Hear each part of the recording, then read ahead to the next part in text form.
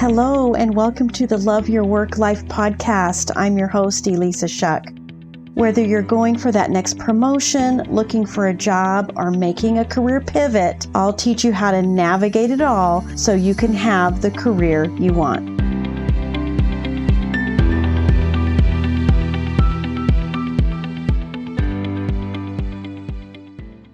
Welcome to Love Your Work Life, episode 140. Today, I'm flashing back to an episode I did some time ago because the information, the content is so relevant for where we are today. And that's because so much of the time, our own thoughts work against us. Things you want to change about yourself, new habits that you want to have. Life just has a way of beating the crap out of us. Let's be real here. Whether that's a toxic workplace where you're constantly confronting a person or just an overall environment that has you questioning yourself, doubting yourself on a regular basis. It could be a layoff. Layoffs, I've had 3 of them. They're rough because you feel this combination of emotions, rejection, betrayal, and that leads to wondering, well, why me? Why didn't they decide to keep me instead of let me go? What could I have done differently? So you immediately start questioning and doubting your ability to influence and even feel worthy in an environment after you get laid off. And then there's the lengthy job searches. These will wreck you if you're not careful because you're facing rejection, ghosting. The longest job search I had was just under 6 months. And I say 6 months because that was from, layoff date to hire date. Maybe it was more like 5. But here's the deal. I spent the first 4 months doing the classic thing of applying online, getting rejections, tracking my online applications. I really kind of thought of it like a badge of honor that I had applied to 500 jobs. Like that really meant something. Maybe you're doing that too. Stop it. It's not good. But here's what happened, is I finally got to a point where I leveraged that definition of insanity, right? Doing the same thing over and over again, expecting a different result. I stopped expecting a different result, doing the same thing, and I started doing something different. And when I started doing something different, I had 3 job offers in 47 days. And this is exactly the method that I coach my clients to do. It's the method that I teach in my course, Job Search Field Guide. It's a multifaceted way, and it gets results. And it takes you out of that insane black hole of online applications and helps you feel more in control. But you can't do that if you haven't set up your brain for the kind of thinking that you have to make change, to be innovative, to come up with new ideas. So this week's episode, I'm retitling it, Think Your Way to Change, because it could be something that you want to change personally, a goal you want to achieve, or it could just be thinking your way to changing your methods, to changing your strategies, to creating new plans that get you different results. So listen in and don't forget to reach out to me on LinkedIn. Follow me. I'm posting stuff every day there, and I'm always sharing other tips and tricks that are current and helpful with regards to careers, job search, and leadership. All right, here we go. So many times we find it difficult to find what's good about us. especially when you're in a job search. And I think this is probably why people are always wanting to get feedback after they got rejected from a job. Because you're really like saying, okay, I want to learn from my mistakes. I want to do better. The reality is, I think we're just wanting validation. We want someone to say, you were good. There was just someone that was a little bit better. As if that's going to change anything. You didn't get the job, my friend. So there's a lot better ways to find the good in you and to feel like it's good to be you without anyone else's involvement, especially not someone who rejected you for the job that you wanted. So I want to walk you through some ideas and a process for how you can do that. I posted a quote on LinkedIn recently by my favorite leadership author, Max Dupree, and the quote is, "We cannot become what we need to be by remaining what we are." It's so simple and yet so true. So how do we change who we are? Well, you may be trying a lot of things. I've tried a lot of things. Some people will think it's knowledge, right? If I just read that book, if I take that course, if I get that master's degree, those are the things that we think are going to change who we are. And it's not that that doesn't influence it. Absolutely. I can remember some great books. Max Dupree's book, Leadership is an Art, for instance. So many aha moments, so many ways that the information in that book helped me become a better leader, really set the stage, because I read it earlier in my career, and it really set the stage for how I operated and how I approached my teams and led my teams. So of course that can help. There's going to be courses in continuing education and things that will help us make shifts in our life through knowledge, through capabilities that will very likely open up opportunities for us. But, and this is the big but, you can't truly change who you are. You can't truly take advantage of all of that input and additional knowledge and information without changing your thinking. Because you could have all the education in the world and be miserable. Why is that? If that's what changes you, you should be changed, right? No. Not unless you change your thinking about yourself. And that's because everything that's created starts with a thought, including the evolution of ourselves, including all the things we envision for ourselves, that we desire for ourselves, the picture that we have in our mind of what we could be doing with our life and our career. What does success look like for you? Thinking about it in the right kind of way, in a way that serves you and empowers you, is how you get there. Because you could have all the resources in the world and still not be achieving what you want to achieve because you're stuck in stinking thinking. If your thinking stinks, then you're never going to achieve your full potential. Just won't. It's not possible. It's not the way our brain operates. So, how do you change who you are so you can become what you want to become?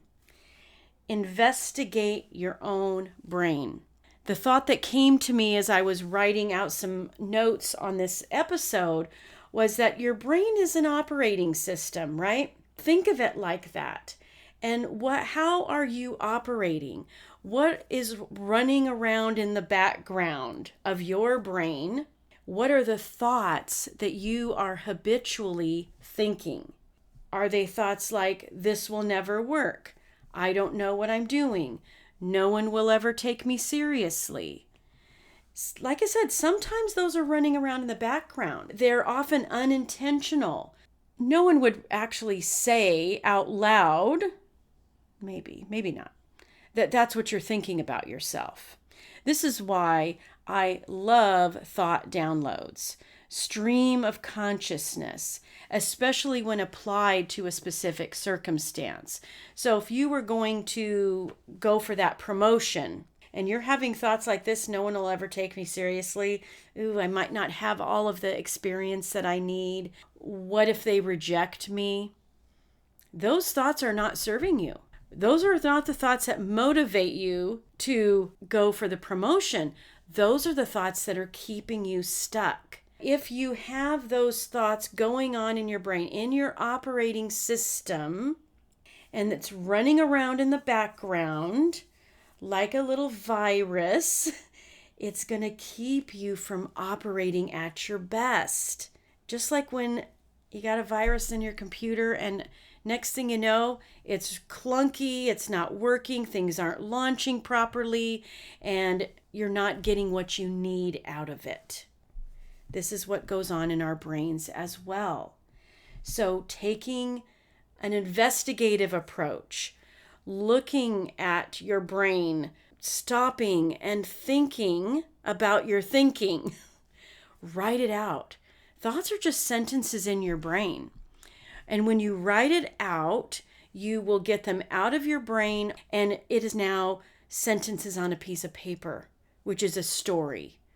Do you like the story that you're reading? Hey, if you don't, we can change it. You have the power to change your mind at any point in time. You have the power to change the meaning that you're attaching to any circumstance, and the way you do that is by what you are thinking about it. There's another category that I'm calling outdated operating system. Someday I'll go for that promotion. This job isn't so terrible. I mean, I'm making good money. I can handle it. I can survive. I should be grateful for a job like this. This is outdated operating system thinking. And you know this is true because of the value exchange. And by value exchange, I mean the value that you are giving to a role and the value that you receive in return for that contribution. Yeah, you might be making decent money, but if it's sucking the life out of you, if you're not getting the intangible value out of it, like it's a cause that you care about, or it's using all your gifts and abilities, that's the intangible value that you receive. So when you're in a job where that value equation is wonky, then of course you're going to be unhappy. Of course you're going to be daydreaming about something else that's possible. But when you allow this outdated operating system thinking, like, well, it's okay. I can make it. I can survive. It's not so terrible. No, don't allow that thinking to be your, I don't know what the word is, your mainframe. Is that what it means? I don't know. But I think you get where I'm headed here, right? Don't let that be your operating system because you will be stuck. Have you ever had a computer that you didn't turn on for a while, and next thing you know, it's got updates and updates and updates, and you're hours into it? This is what happens when you're not updating your operating system in your head and the thoughts that you're thinking about yourself. Things just take longer when you're inconsistent with your updates. And that leads me to, what are you becoming? How do you get to that place? How do you create the career and the life that you want? It's by managing your thoughts consistently. It's about being a watcher of your brain, very curious, very compassionate, because the reality is that lots of these negative thoughts, lots of these thoughts that don't serve you are unintentional. And it's just our brain's way of surviving. but you can rise above that. That's why I want you to be compassionate and patient with yourself as you navigate these thoughts and you uncover them and you realize, wow, I thought I had that handled, but you don't. At least not at the level you thought. You're peeling back the layers of the onion and you are adjusting and you're being intentional and you're doing this consistently. So when you are identifying the unintentional thoughts, doing that download, get all those negative thoughts out of your brain, your next step is going to be kind of like trying on outfits. Try on other thoughts. Try on thoughts, and just like when you put on a new outfit and you look in the mirror and you instantly feel something, right? You instantly feel like, hey, I could pull this off. Or maybe it's like, whoa, no way, this is not me. The thoughts you're having about yourself and your career and what's possible for you will give you feelings, and that's how you'll know whether they are thoughts that are going to work for you. Some work for me and other ones don't. It's okay. I'll share a few of them that do work for me. One of my favorite ones is things are always working out for me. And I have found this to be true for almost forever. And so I think it's been one of those operating system things, right? Just kind of going along in the background. I was probably raised that way. There was probably someone spoke those words over me, or there's a spiritual aspect to it. Things are always working out. Whatever it was, it became part of my operating system. And then when I start consciously thinking about it, when something goes a little sideways, I could just remind myself, no problem, because things are always working out for me. Maybe this is one that'll work for you. I have everything I need right now. I don't need anything else. I have all the experience I need, all the value I need. Now I'm just going to leverage it to get what I want. My success, my promotion, my job is inevitable. Love that one because it really is. You will get one day. But what we often go to is, I hope I get a job. I hope I get the promotion. How about you just decide that it's inevitable right now? Hope is always out there. Hope is always in the distance. Inevitable is like the vacation that you scheduled and you know there's a day and a time that you're going to be getting on that plane and you start living like it now. That's inevitable. So start living like you have that promotion. Start living like that job is inevitable. Remember, our brains are always looking for evidence that what we're thinking is true. That's why these kinds of thoughts like, this is going to be fun, things are always working out for me, are so powerful. Because when you think that, your brain is looking for that. It's looking for all the ways it's going to work out. It's looking for all the ways that an interview might be fun and exciting. Give yourself the thoughts that are going to help your brain look for evidence that it's true, the good kind of evidence, because our brains are wired that way. Our brain's job is to create harmony between the inner world of our thoughts and what we experience. So when you give it something better to work with from the inside, then the outside starts to match. It just works that way, my friend. It works. You have to be intentional. You have to be consistent. You have to be that troubleshooter, looking for the ways the operating system isn't serving you at its highest capacity, and then going in and doing the work to make it change. And I want to end with this. You are worthy of everything that you desire for your career. You really are. Take that one on as your first thought in changing up your operating system.